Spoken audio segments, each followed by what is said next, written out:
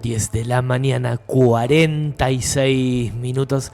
Aquí seguimos por la FM GON, por la 89.7. Martes ingobernable, anteúltimo martes ingobernable de este 2025. Y es martes y ya está aquí en los estudios de la radio Federico D'Angelo para esta no columna que en su momento le dimos ese nombre, y también la historia sin fin. ¿Cómo anda, Fede? ¿Cómo andas, Pablo? ¿Todo bien? Bueno, para los que nunca escucharon, lo de la no columna venía a cuento de que encima soy constructor. Bueno, que no fuera algo muy rígido, como una columna que que no tiene que ver con la columna vertebral, que es así, es bien movediza, sino con las columnas en la construcción que son más bien rígidas. Y entonces la idea era hacer una columna que fuera así un poco un llamado a la reflexión y a recuperar un poco el pensamiento crítico, ¿no? Y la mirada sobre las cosas que pasan y que nos pasan como sociedad. Así que bueno, en eso nos embarcamos este año, Pablito, creo que estuvo lindo. En algunas columnas que yo releo, repienso, creo que fueron instructivas, que sirvieron, así que vamos cerrando el año con... Eso que decíamos al principio, ¿no? También tratar de entender algunas cuestiones de la realidad, de la cotidianeidad, a partir de todo lo que pasó, ¿no? Y que a veces es difícil conocer o no interesa conocer también. Sí, que ese es un gran problema. Está muy jugosa la mañana, porque venía escuchando cuando charlaban con Pachi el tema de lo público, ¿no? Sí. Bueno, ese es un gran problema, pero que no aconteció por arte de magia. Fue un sistemático y deliberado bombardeo a lo público. En mi modesta ciclo de vida, que me tocó vivir durante la dictadura militar, siendo joven y adolescente, bueno, ahí comenzó, ¿no? O sea, la industria nacional era una porquería, las empresas estatales eran una porquería, todo lo público era una porquería, y lo continuó después el menemismo, que en nombre del peronismo, lejos estaba del peronismo lo que hizo el gobierno menemista, que fue lo mismo, ¿no? La privatización y enajenación de lo público, porque en el fondo lo terrible de eso, ¿sabés qué es lo que instala? Que yo lo observaba mucho, como que lo público no es de nadie, cuando en realidad lo público es de todos. La plaza de la esquina que tenés que cuidar, no tirar la botella de coca cuando te hiciste el fernet, la latita de birra, los puchos que fumás, la cajita de pucho, la estás tirando en una plaza que es tuya. Esa conciencia que empieza en esa boludez, de que lo público nada, esta no es de nadie, después vendrá un barrendero, un boludo municipal que la limpiará. No, la plaza es tuya, ese trabajador municipal que tendría que hacer cosas más productivas que juntar la mugre de un desaprensivo ciudadano o vecino. Bueno, todo eso es de todos y debiéramos tener la conciencia de cuidarlo. Como el monte, como el agua, como los caminos. Así que bueno, nada, ojalá que esta columna sirva un poco para reflexionar sobre eso también, ¿no? Porque bueno, ahí va la salud pública, ahí va la educación pública, ahí va el transporte público. Cuando hablaban de lo de la educación pública, yo soy de familia de docentes, ¿no? O sea, todos relacionados en mi familia, mi compañera, mis hijos, relacionados con la educación. Bueno, está habiendo un problema acá, que tiene que ver además también con la planificación urbana, cómo pensamos el territorio, qué cosas, la otra vez hablamos, se prohíben, se admiten, se permiten. Bueno, creció exponencialmente la población y con ello la cantidad de jóvenes y niños que estudian. Entonces, hay un establecimiento semipúblico, el instituto, ahora una escuela pública secundaria, y no da, o sea, hay más egresados de la primaria para entrar a ciclos secundarios que ni siquiera con las escuelas privadas, pero que además no sería el tema, porque sea, el Estado debe poder garantizarle a todos la educación, no hay vacantes. Entonces vamos a empezar a tener problemas que los pibes que viven en las chacras, en los molles, incluido mi nieto, tengan que ir a estudiar a Villa Dolores, y si no pagar, con lo cual, bueno, estamos teniendo un déficit importante como Estado. Si todos los nuevos habitantes del pueblo construyen piletas, como yo que soy constructor veo, y además tengo una pileta, no cuidan el agua que tienen sus piletas y todos los años derrochan 40.000 litros de agua para después en los 2 meses de calor tener una piletita donde refrescarse, bueno, no vamos a tener agua para cocinar, para bañarnos. Entonces hay ahí que un foco a poner, un foco donde pedirle a nuestros gobernantes una especial atención en estos temas que van a empezar a ser muy problemáticos.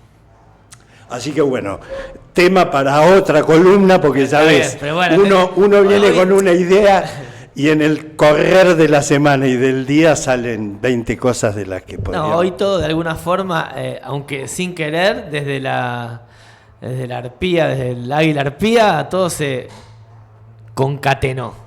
Que nos gusta ahí inventar palabras. Sí. Así que está bien. A mí me gusta citar a la señora que dice que todo tiene que ver con todo. Porque ahora nos vamos a meter con la no columna vertebral de esta columna, titulada hoy Otra vez sopa, y de entregas y humillaciones. Y yo quise hacer una pequeña línea del tiempo, porque obviamente que se está hablando mucho hace rato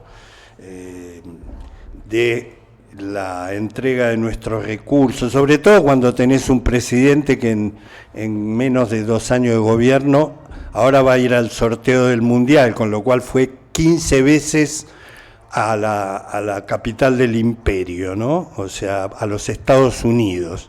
Casi como si fuéramos ya un protectorado de los Estados Unidos, ¿no? Tipo Puerto Rico, ¿sí? Una colonia. Con lo cual, bueno, obviamente que se habla mucho, se discute mucho alrededor de eso. Y entonces yo quise poner un poco la lupa, porque los antecedentes, como podemos ir más atrás, ¿no? Porque o sea, podríamos ir a la conquista, al virreinato, pero si agarramos solamente desde 1810 para acá, cuando las Provincias Unidas del Río de la Plata se empiezan a su tarea de independencia,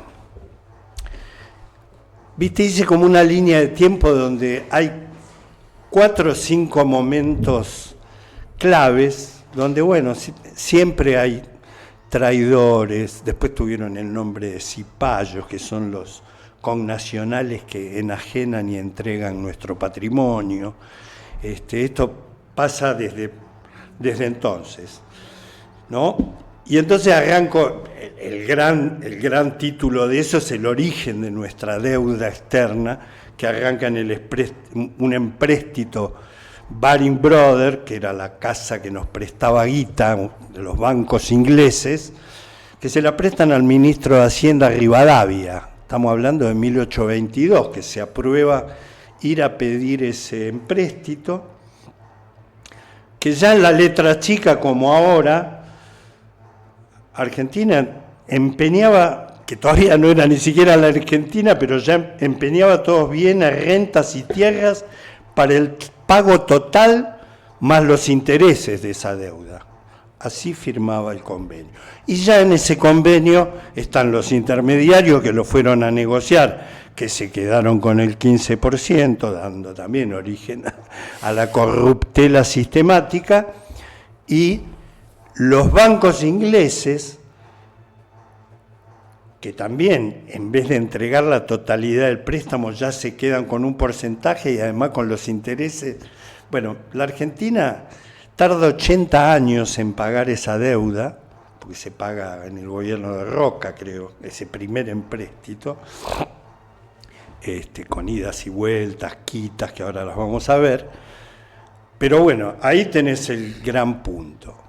Ahora, todo eso sucedía mientras había grandes disputas, ¿no? Porque no nos olvidemos que en ese momento existía la disputa de la provincia, la banda oriental, lo que era la provincia cisplatina, al otro lado del Plata, disputada por el imperio brasilero, que quería extender la frontera hasta el Río de la Plata, y obviamente los ingleses y los franceses, que siempre bajo el paraguas viejo de divide y reinarás, metían una cuña ahí para ver si esto se lo quedaban los brasileros, con lo cual las Provincias Unidas del Río de la Plata estaban en guerra con el Brasil, bueno, disputando ese territorio. Dentro de ese territorio también ya había divisiones, como acá los unitarios y federales, eran los colorados y los blancos en Uruguay, o sea, había un tole-tole importante que obviamente los imperios supieron aprovechar en su beneficio. De más está decir, que lo dije en la columna cuando tocamos el tema de la deuda, las obras para las que se pidió esa guita, que eran las obras para el agua corriente en la ciudad de Buenos Aires, un puerto en la ciudad de Buenos Aires para las Provincias Unidas, nunca se hicieron hasta 80 años después, 100 años después, así que esa guita, vaya a saber a dónde fue a parar. Después de eso viene otro punto que yo tomé en la línea de tiempo, que es el bloqueo naval, el gobierno de Rosas, ¿no? O sea, Rosas asume en esta disputa unitarios y federales, acordate que está el fusilan a Dorrego, los que vuelven de la guerra de Brasil, porque se entrega la banda oriental, termina siendo un estado independiente, las tropas que vuelven, dice, pues si nosotros estábamos ganando las batallas y acá en el escritorio perdimos el partido, ¿viste? Como se dice en jerga futbolera. Bueno, fusilan a Dorrego, después asume el gobierno Juan Manuel de Rosas. Los unitarios, algunos se exilan en Uruguay, empiezan a conspirar contra el gobierno de Rosas. Y como yo siempre digo, los personajes de la historia no hay que leernos en clave blanco y negro, héroes o diablos, sino que tienen sus luces y sombras. Pero vamos a darle la derecha a Juan Manuel de Rosas, que tiene una política proteccionista de la producción nacional. Se dicta una ley de aduanas, se prioriza el comercio con Chile, con Uruguay, esa nación naciente, y se limita la entrada de productos extranjeros, a los que se arancela, justamente para promover la incipiente industria nacional. Entonces empieza a ser el demonio. Rosas empieza a ser el demonio que todos conocemos en la escuela, más demonio que un tipo, o sea, nunca te cuentan y hacen hincapié en que cuando Rosas resiste el bloqueo anglosajón al Río de la Plata y en la vuelta de obligado se reafirma nuestra soberanía. Mira, estoy haciendo la columna, dentro de 2 días vamos a festejar el Día de la Soberanía Nacional, que tiene que ver con este hito.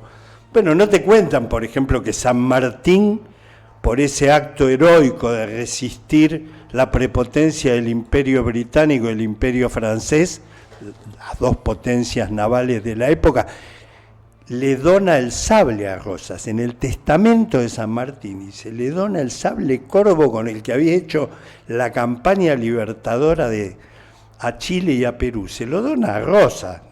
No se lo dona ni a Lavalle, que había sido soldado de los granaderos que él había creado, ni al Manco Paz, otro unitario cordobés que integró también las filas de los ejércitos libertadores. Se lo dona a Rosas, justamente por esta actitud que fue, primero, resistir el bloqueo naval que duró 5 años, o sea, los franceses y los ingleses que presionaban por poder navegar libremente por los ríos Paraná y Uruguay, entrar con sus mercancías para vender el libre mercado. Bueno, Rosas tiene una política más parecida a lo que hace Donald Trump, digamos, está como invertido. Tiene una política proteccionista de los productos argentinos, de los productos del interior, cierra la navegación de los ríos, le cobra aranceles a la... Bueno, estos imperios se ponen como locos, le bloquean, entran de prepo por el río Paraná, se da la vuelta obligado, que como todos creen, no se gana, se pierde, los barcos pasan igual de prepo, dejan miles de compatriotas muertos, pero obviamente sus barcos son averiados, cañoneados. Cuando llegan a Corrientes y a Paraguay, además se enteran de que no hay tal poder adquisitivo, con lo cual no es mucho negocio, y cuando vuelven también son cañoneados y se retiran derrotados. Y ahí se va a firmar, hay toda una negociación, porque los que comandaban estas flotas, que pedían refuerzos a Londres para insistir en entrar de prepo.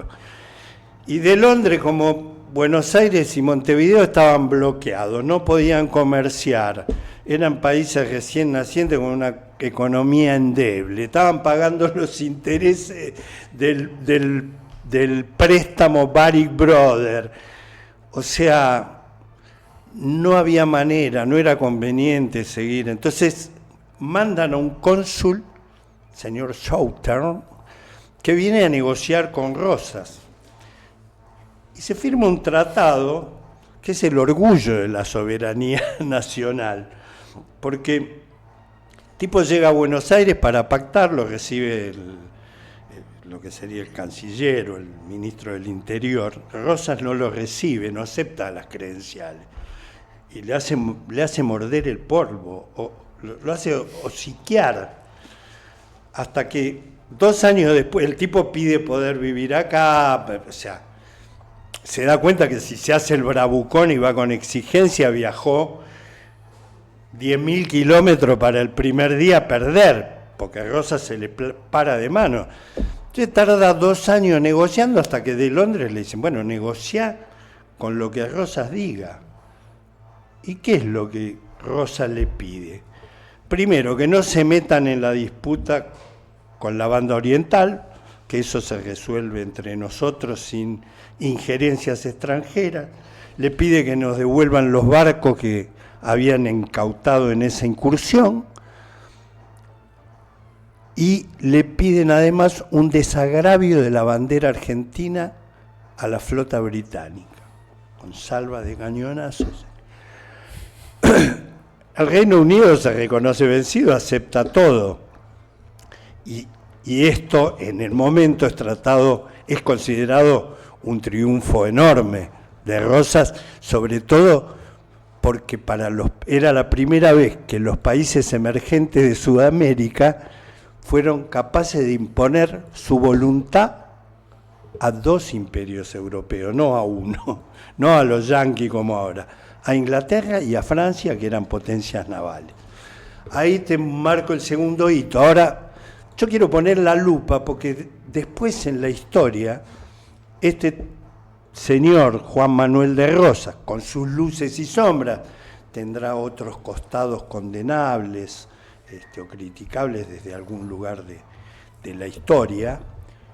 En este punto fue un tipo que se plantó, que defendió los intereses nacionales, que defendió la producción del interior del país, fue en eso sí auténticamente federal, y sin embargo no son los rasgos que se destacan, y más bien es un personaje polémico en la historia más que reivindicado. Son más reivindicados sus detractores, como Sarmiento, que también tiene sus luces y sombras, pero como lo conté en una columna, más sombra que las luces que le ponen, porque bueno, ya hablamos de ese asunto, ¿no? Bueno, así que Rosas, un condenado más. Avanzamos en el tiempo y llegamos a otro pacto conocido de estos pactos oprobiosos que se hacen con las potencias extranjeras, que es el pacto Rocca-Roussillon, nuevamente con Inglaterra.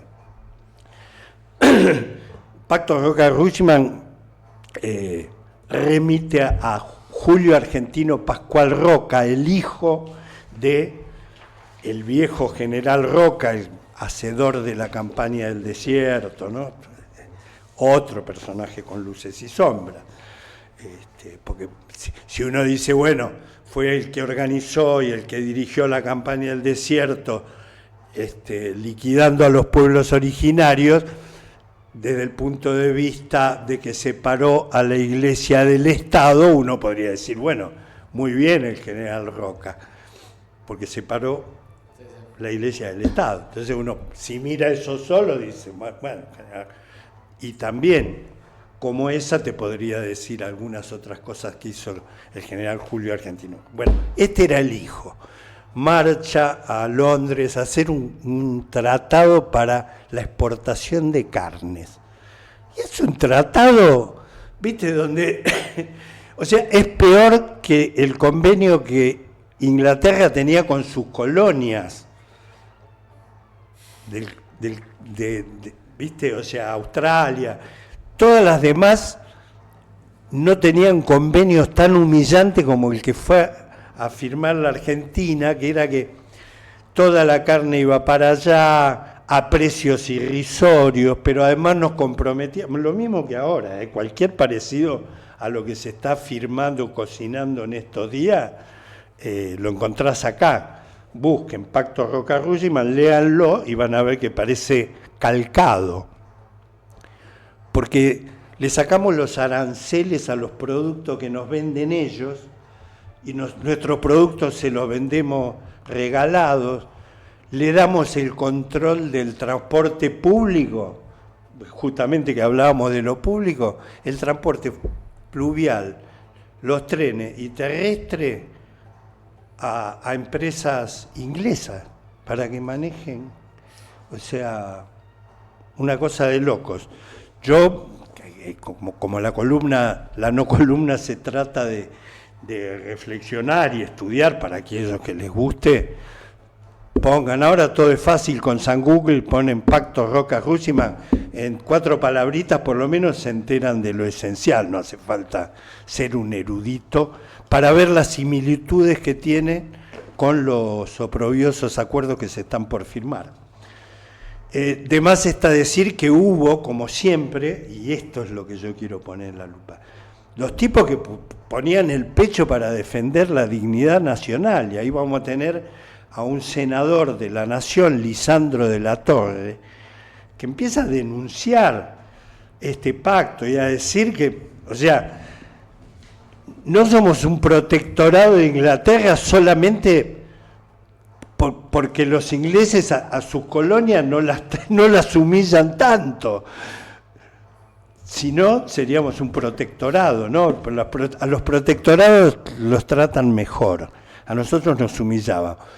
De más está decir que lo intentan asesinar adentro del Senado de la Nación, el mismo que vemos por televisión en la ciudad de Buenos Aires, donde hoy sesionan nuestros representantes, y hay una película, Asesinato en el Senado de la Nación. Entra un sicario y le tira 3 balazos. No lo matan a él, matan a su compañero de bancada, Enzo Bordavere, que es asesinado en plena sesión y discusión de este oprobioso pacto que debería avergonzarnos. En la línea histórica, Pablo, ¿a dónde llegamos? A Perón, otro demonio.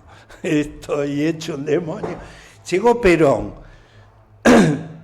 Y Perón, claramente, como dice Pachi, yo llegué tarde, pero por suerte soy un estudioso y estudié mucho, pero además de ser un sentimiento, el peronismo tiene, como siempre te digo, un trípode, que es el norte, donde cualquiera que se salga de eso y se dice peronista es un mercachifle, un tarambana, te voy a usar término, un farabute, porque el pie de esa doctrina es la soberanía política, que tiene que ver con esto que estamos hablando, la independencia económica, que tiene que ver con esto que estamos hablando, y con la justicia social, que tiene que ver con cómo vos protegés lo que producís, cómo generás riqueza y cómo la repartís de manera equitativa en tu comunidad, en tu país, con tu población.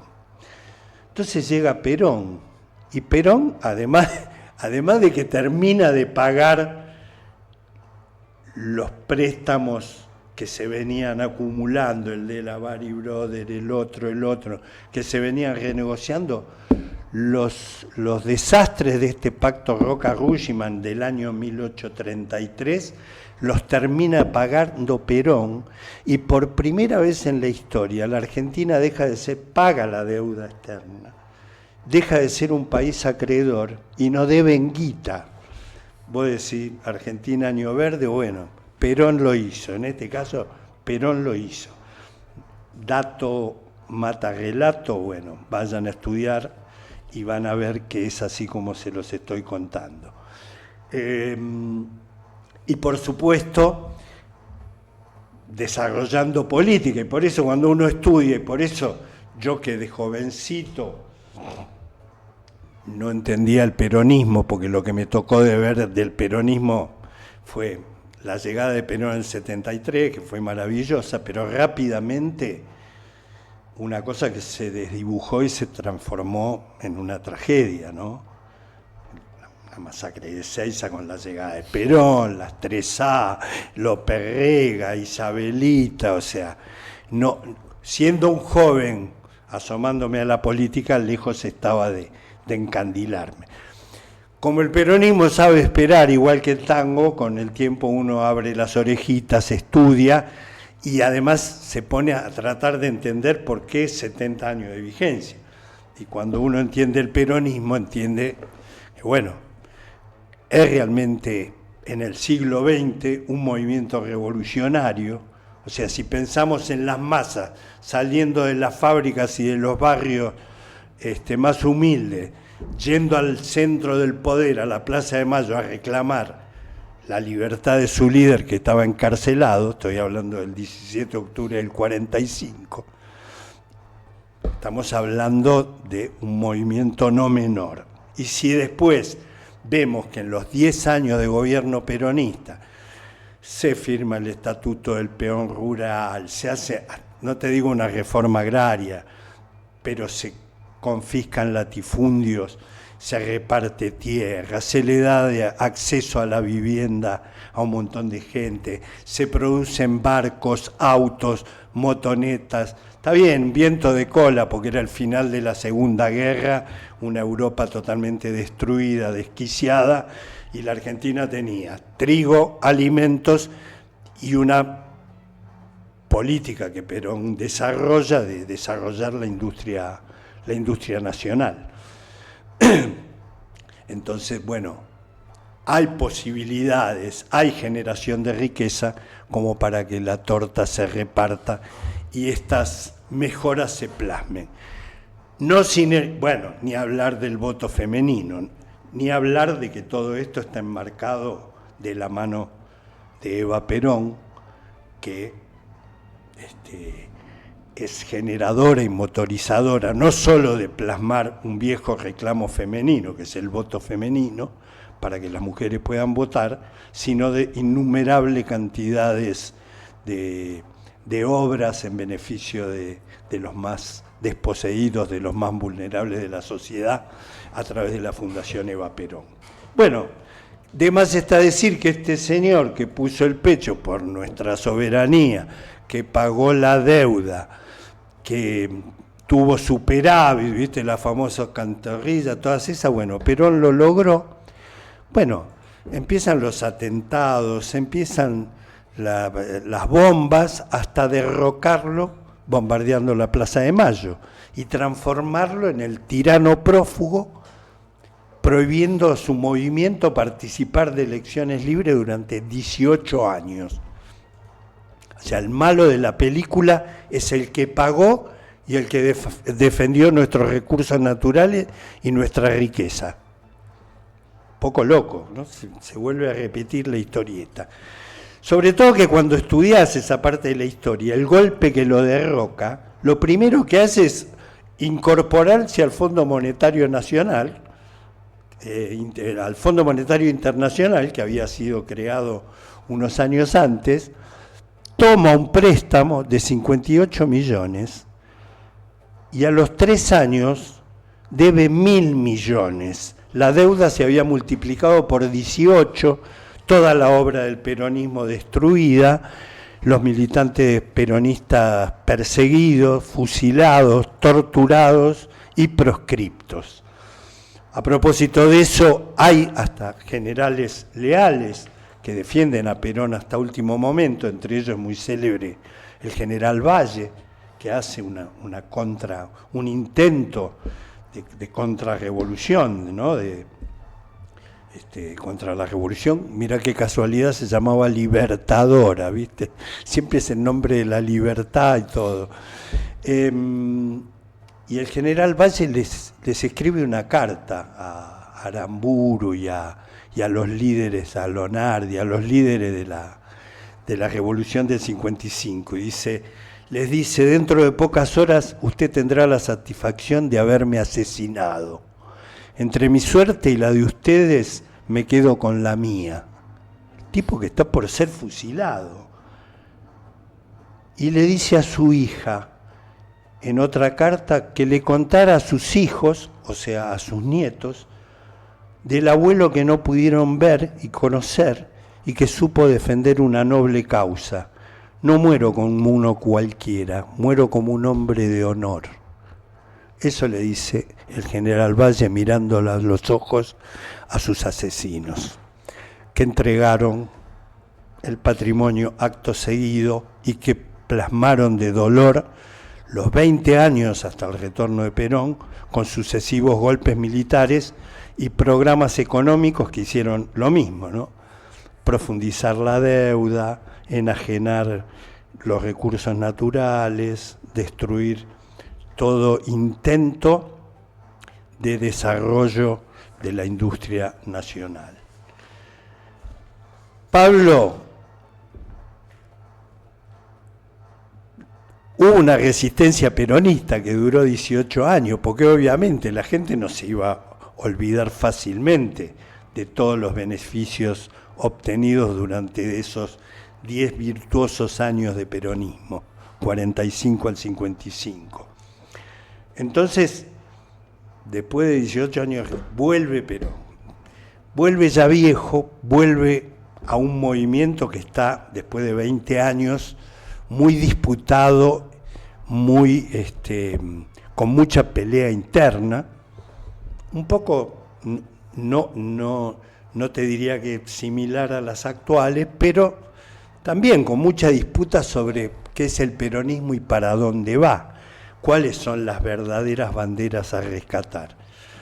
Se arma un quilombo bárbaro que desemboca, como te decía, antesala, y vuelven otra vez a la carga estos sectores oligárquicos que enajenan el patrimonio de la mano de Martínez de Oz, viejo conocido, porque es una familia que ya había financiado a fines del siglo XIX la campaña al desierto de Roca.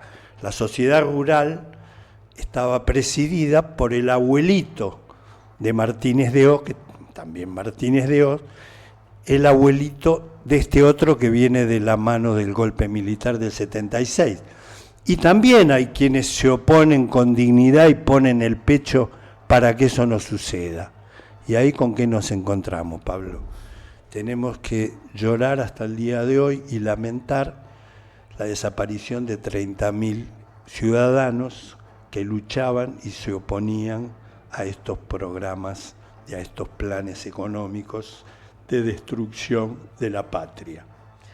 En estos días, no voy a dejar pasar por alto, porque va el secretario de Derechos Humanos del gobierno libertario, mal llamado libertario, va a las Naciones Unidas a poner otra vez la duda de si son 30.000, como si el número pudiera empañar o borrar la tragedia como sociedad y la crueldad de lo que aconteció, ¿no?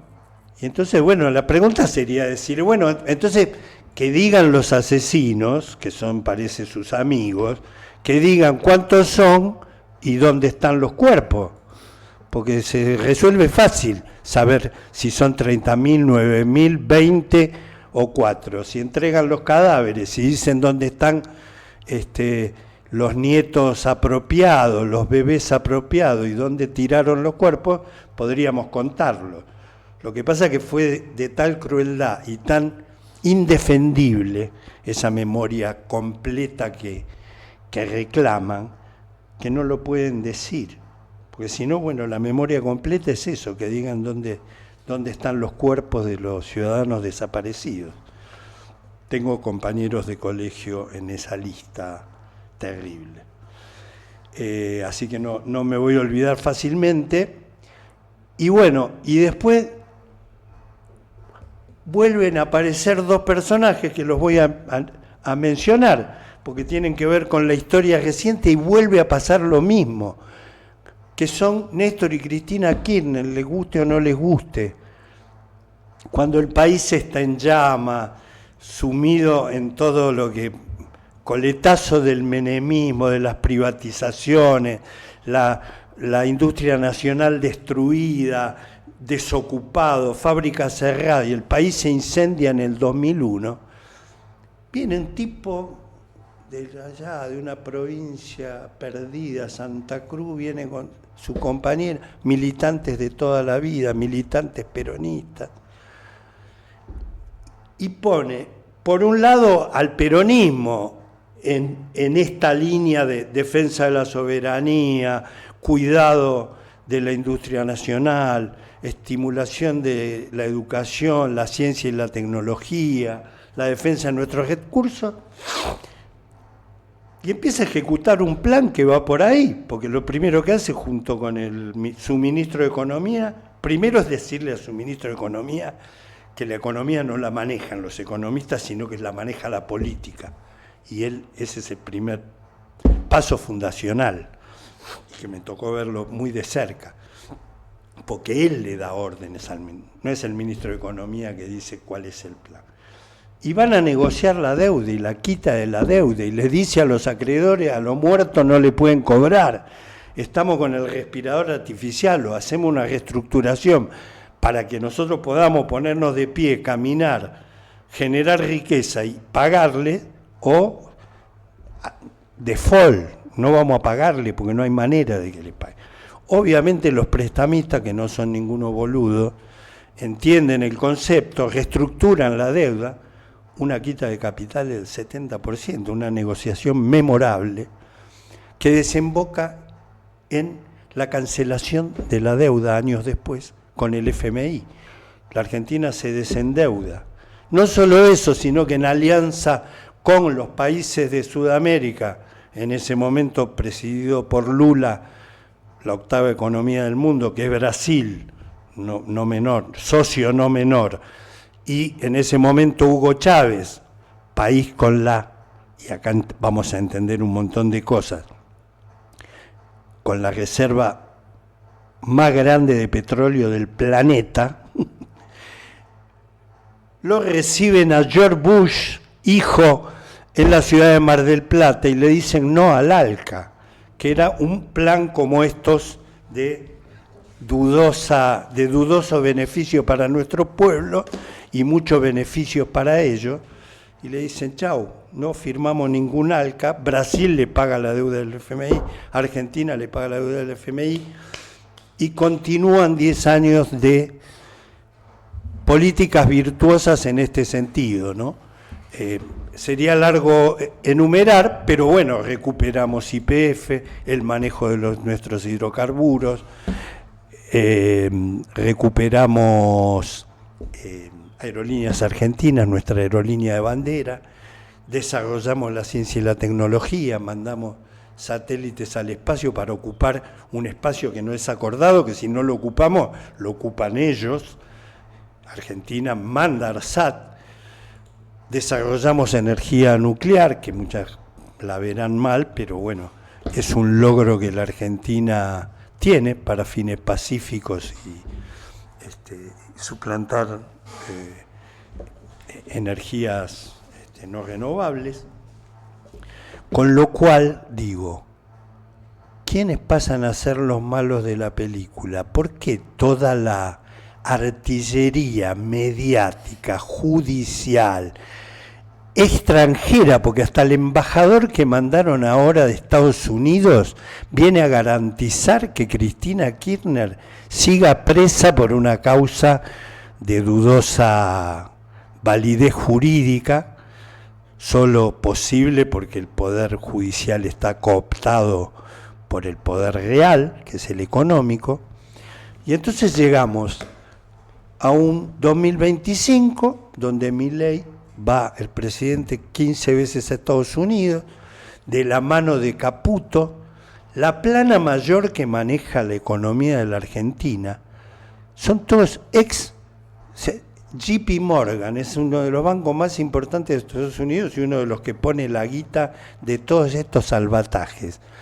Y el presidente del Banco Central, el ministro de Economía, los asesores, los secretarios, son todos tipos que laburaron 15 años, 10 años, 5 años en el JP Morgan. O sea, son ex empleados de los bancos a los que ahora le piden guita para la Argentina, cobrando sus comisiones, de guita que no sabemos a dónde va a ir a parar, seguramente ni a la educación pública, ni a la salud pública, ni mucho menos al transporte público que deberíamos tener y mejorar.